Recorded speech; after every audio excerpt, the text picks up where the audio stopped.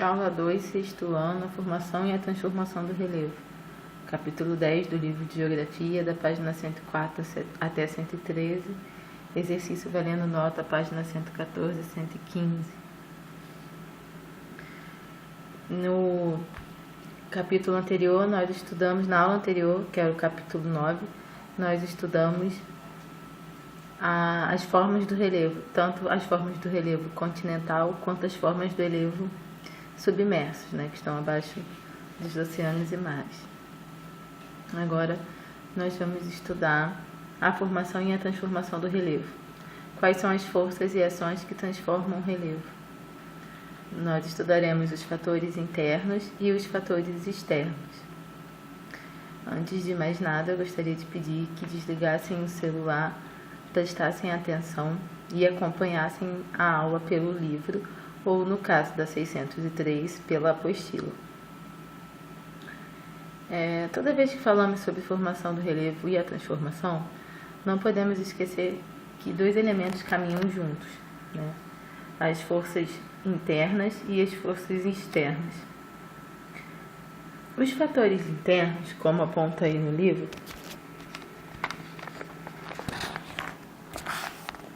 os fatores internos não dependem, são fenômenos naturais que acontecem no interior da Terra, como a gente viu na aula anterior, associado ao movimento do magma, né, do manto, empurrando a crosta terrestre.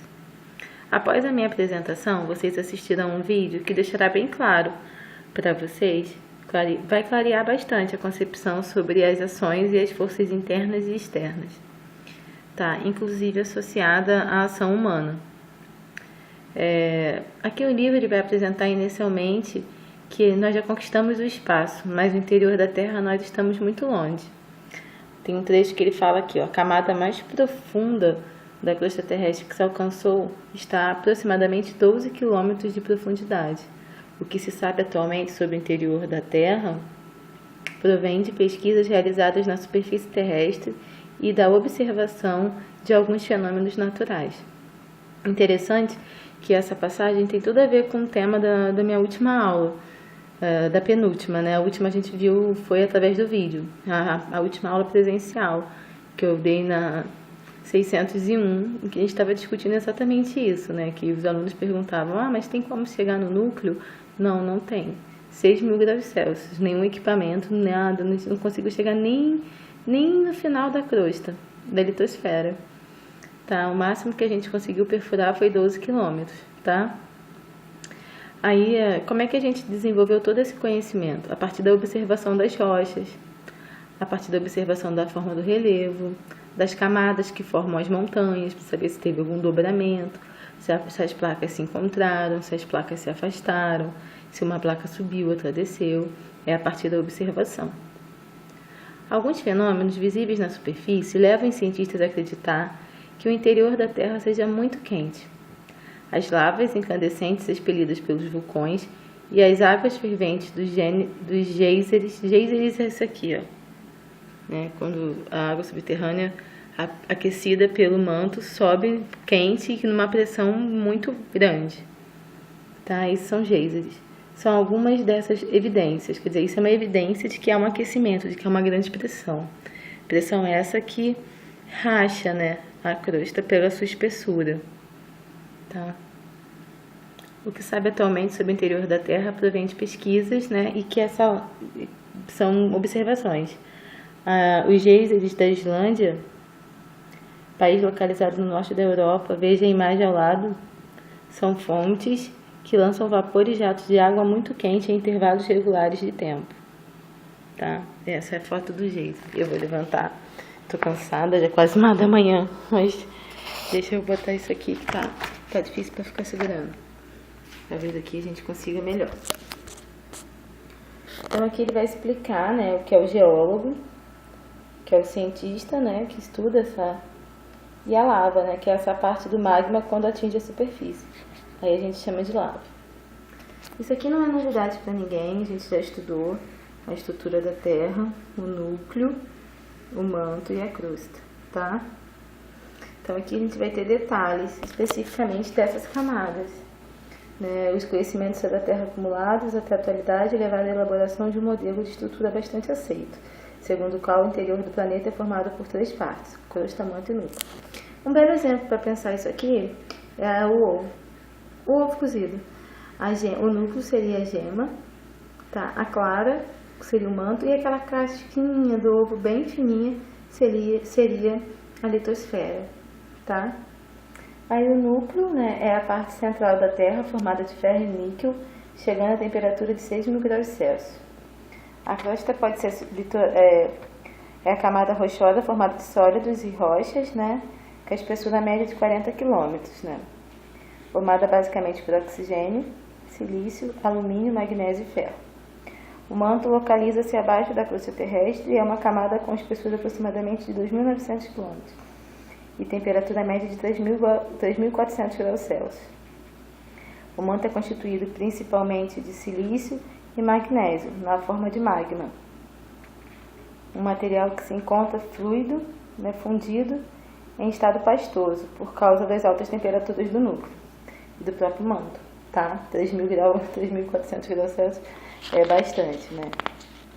A gente está na página 105, tá, galera?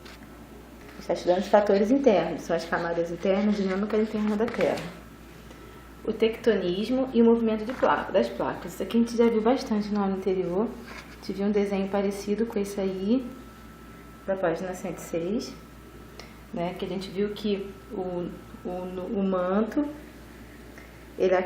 o núcleo, ele aquece o manto, e o manto, quando se aquece, sobe, depois ele desce. E continua o movimento, ele se aquece, sobe, esfria e desce. Eu dei até um exemplo na sala da panela, né? Quando a gente faz arroz ou qualquer outro alimento, a água, quando é aquecida, ela sobe. Quando ela bate na tampa da panela, que é fria, ela volta ao estado líquido e desce. Depois ela aquece, né? A gente fica até com raiva quando abre, suja o fogão todo. Esse é o clássico exemplo da corrente de convecção, tá? As placas podem se afastar, elas podem se colidir, ou elas podem uma subir e outra descer, né? Ficar nesse movimento. Os movimentos que as placas litosféricas realizam, separando-se ou chocando-se umas com as outras, ocorre em razão do intenso calor existente no interior da Terra.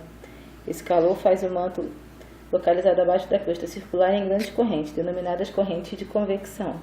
É esse o nome da corrente, tá? Quando tais correntes são convergentes, as placas se chocam.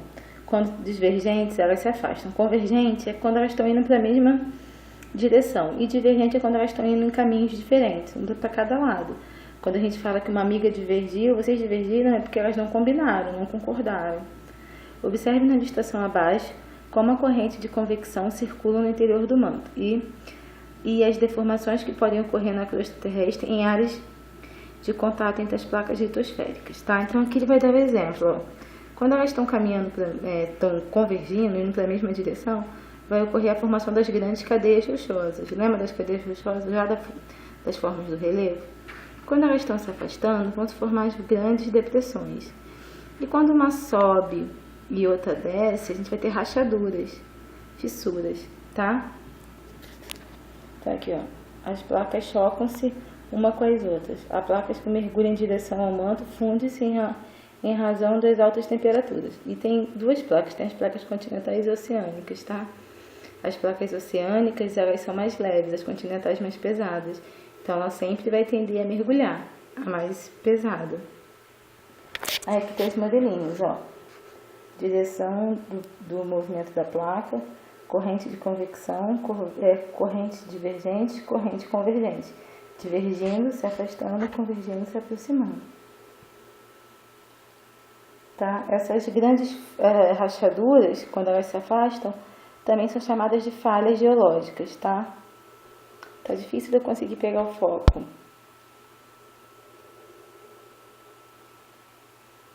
Aqui. As placas resvalam uma nas outras, o deslizes das placas provoca grandes rachaduras. Falhas é quando uma sobe e quando uma desce. Aqui a gente vai ter, formam grandes fendas, tá? Que elas estão se afastando. Está na página 107.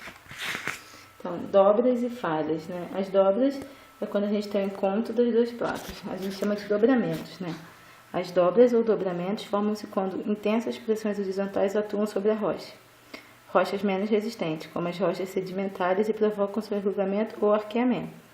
Elas arqueiam aqui, ó. Elas dobram.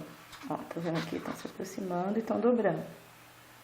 Assim, como se o dedo dobrasse, né? Já a falha é quando uma sobe e outra desce. Então aqui a gente tem várias falhas, ó. Tá bom? Sobre o Pangeia, que o continente está em movimento, a gente viu, né? Era a Pangeia, eles foram se afastando, Laurásia e Gondwana. Depois eles foram atingindo essa e na posição que está hoje, né? Continente americano, africano, europeu, asiático, antártico. Tá, os 5 continentes, Antártica. Eles foram, e essa proximidade fez com que espécies pudessem se deslocar, dando origem a várias, assim, a formação de espécies que se cruzaram, né? Por essa possibilidade de se deslocar. Assim, o vulcanismo, ele é mais um fenômeno interno, né? Um fenômeno muito curioso, a gente tem vontade de saber sobre ele, né? Isso, o que é o vulcanismo? É quando a pressão vinda do manto rompe a placa, né? Chega-se à superfície, é o vulcanismo. Esse fenômeno ocorre principalmente em regiões próximas a encontros de placas litosféricas. Por que em encontros de placas? Porque são áreas que têm atividade, né? São áreas que sofrem abalos sísmicos. Então, o magma chega à superfície na forma de lava e pode cobrir extensas áreas do terreno. Então, várias dimensões de vulcões, né? Em geral, o vulcanismo dá origem a 2 formas de relevo, a montanhas e os planaltos. Tá? E aí a gente está aqui na página 110, que eu esqueci de mostrar. A minha voz já está acabando até aqui no vídeo. Tá? Então, a gente tem 2 tipos de relevo, que vão dar origem a montanhas ou a planaltos. Tá? Lembra do planalto? É uma área de cerca de 300 metros, com uma área mais rebaixada embaixo. Tá? Então, a gente já estudou os fatores internos, como terremoto, vulcanismo, os terremotos, né, que são abalos sísmicos. Aqui tem uma região atingida por terremoto, né? Existe uma escala criada por um pesquisador que ela faz a análise da dimensão do terremoto, tá? Então, como fatores internos, nós estudamos as camadas da Terra e sua dinâmica. Vimos a corrente de convecção, que pode provocar os deslocamentos das placas, que podem se aproximar, né? Como nós vimos aqui, as camadas, né? Elas provocam movimentos de aproximação, dobrando, falhando, criando depressões, tá? Nós vimos que os continentes se mudaram ao longo dos milhões de anos, né?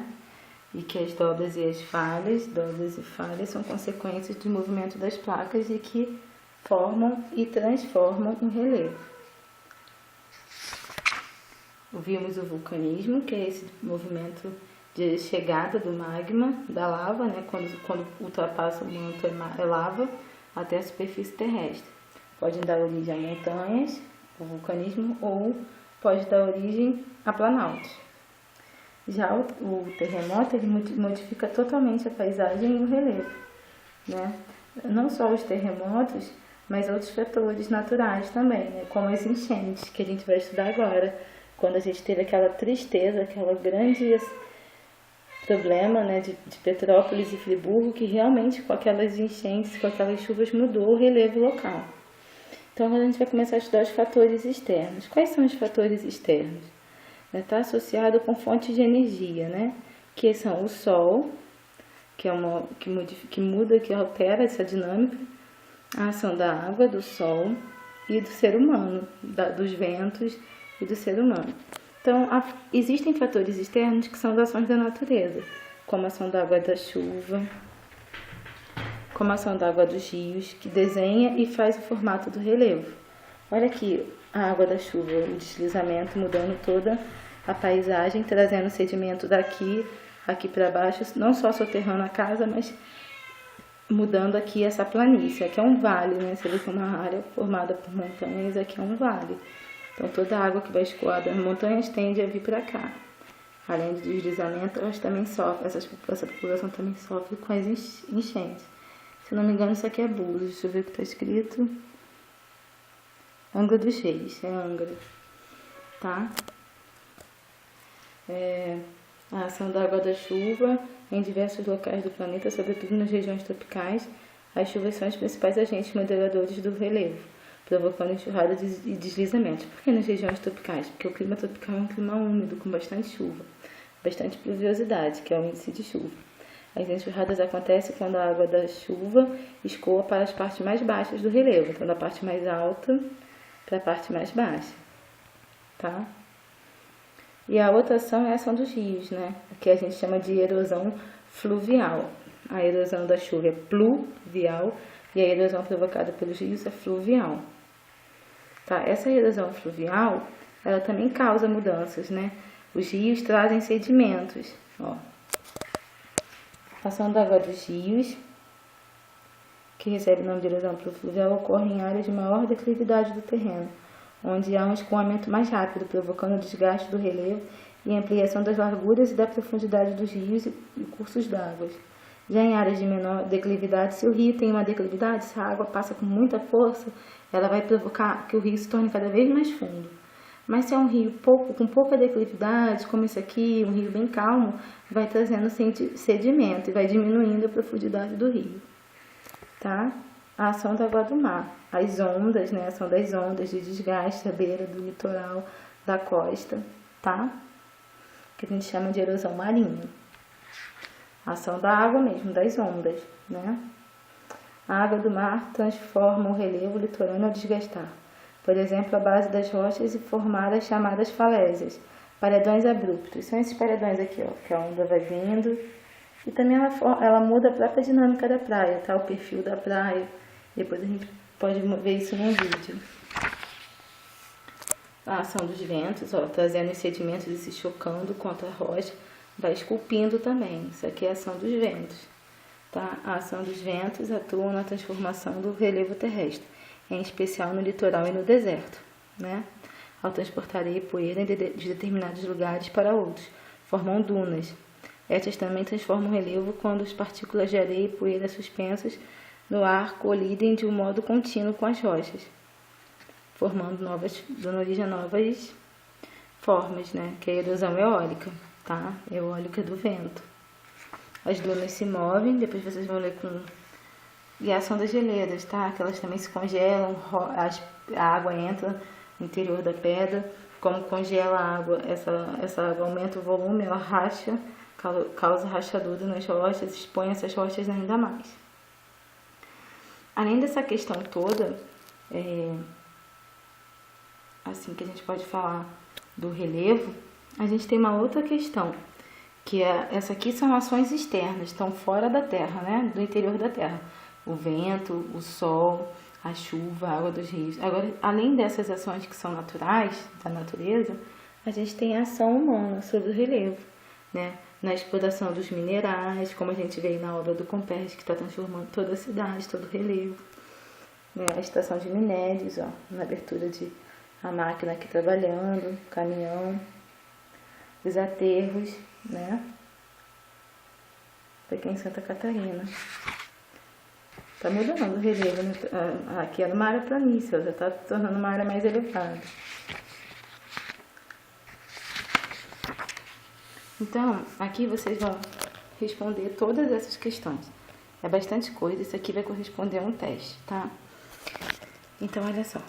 O que são as placas tectônico-litosféricas? Qual é o movimento da superfície da Terra que permite que os continentes se aproximem ou se afastem lentamente?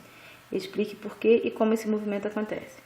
Com base da figura da página 107, descreva o que ocorre quando as placas tectônicas chocam umas com as outras, afastam-se ou ressalvam, assim, uma sobe, outra desce, tá?